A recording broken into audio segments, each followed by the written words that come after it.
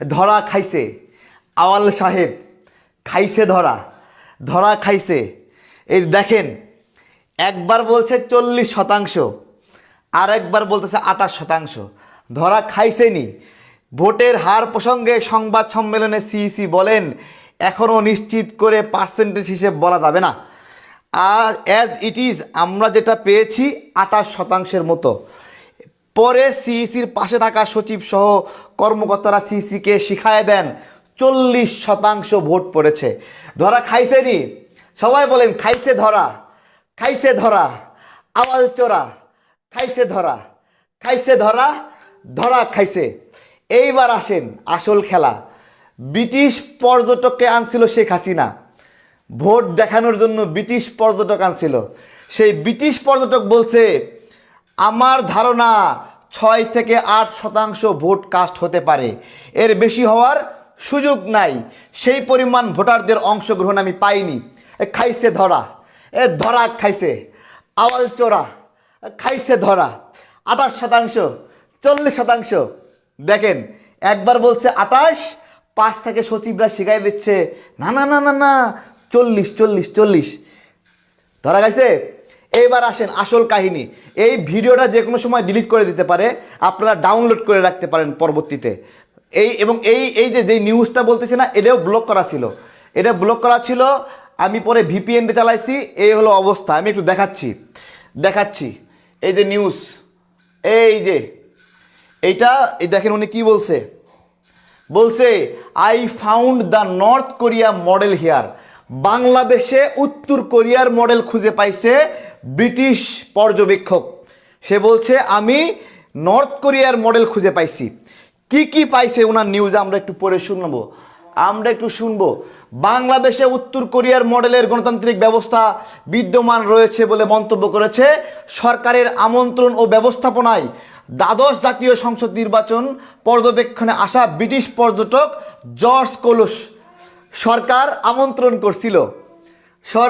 আমন্ত্রণ করছে, সরকারের ব্যবস্থাপনায় আসছে ব্রিটিশ পর্যটক।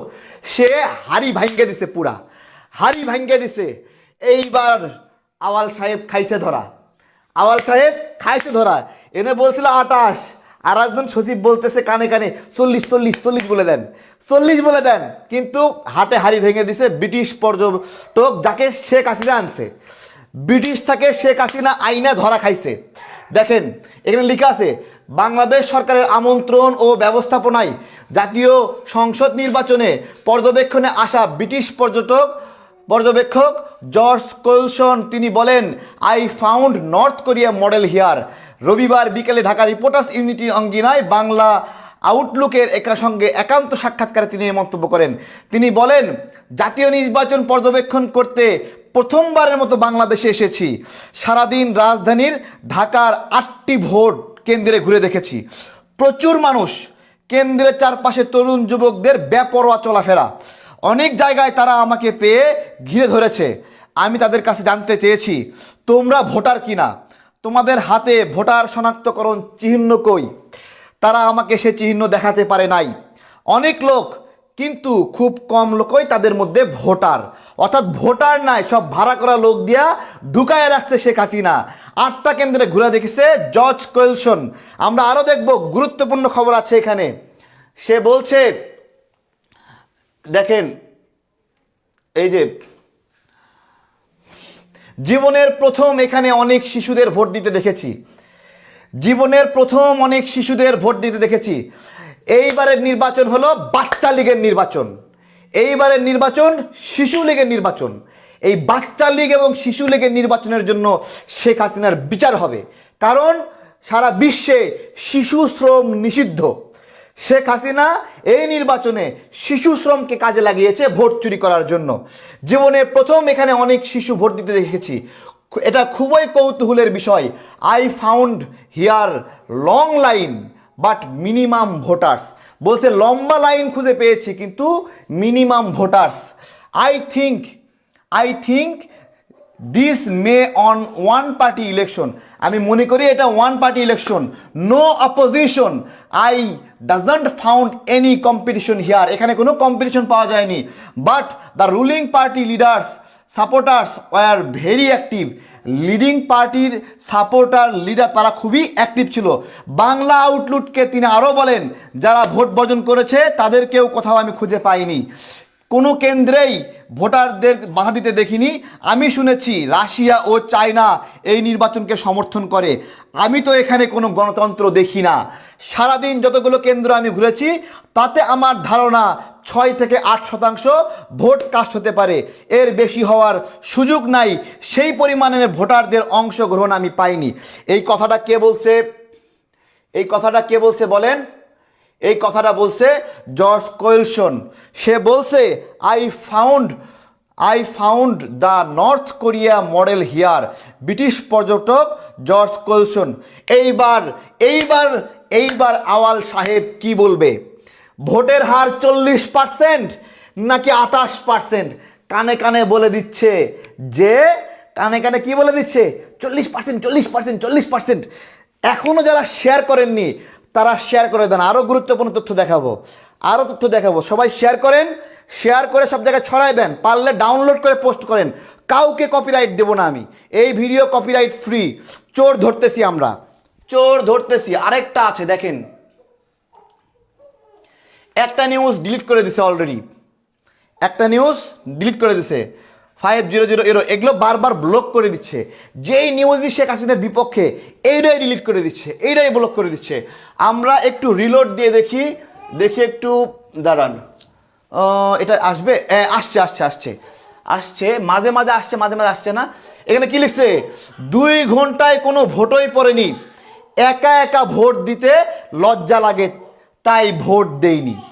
এটা কে বলতেছে? ভোটার বলতেছে। News Bangla Outlook. 2 ঘন্টায় কোনো ভোট পড়েনি, একা একা তাই ভোট দিতে লজ্জা লাগে তাই ভোট দেয়নি। এই নির্বাচন দেখেন, নয়াটোলা সরকারি প্রাথমিক বিদ্যালয়, দেখেন, দেখতে পাচ্ছেন আপনারা? দেখেন নয়াটোলা সরকারি প্রাথমিক বিদ্যালয়, সেইখানে একজন ভোটার বলছে 2 ঘন্টায় কোনো ভোট পড়েনি তাই একা একা ভোট দিতে লজ্জা লাগে। এইবার 2 ঘন্টায় যেখানে কোনো ভোট পড়েনি, আওয়াল সাহেব আপনার ছবি আমাদের বাড়িতে ঝুলায় রাখবো। আজীবন ভোট চোরে সহযোগিতা করেছেন একজন ভোট চোরের সহযোগী ব্যক্তি আওয়াল সাহেব। উনি দেখেন 28% ভোট পেয়েছে, 28% বলছে। এইটাও চুরি।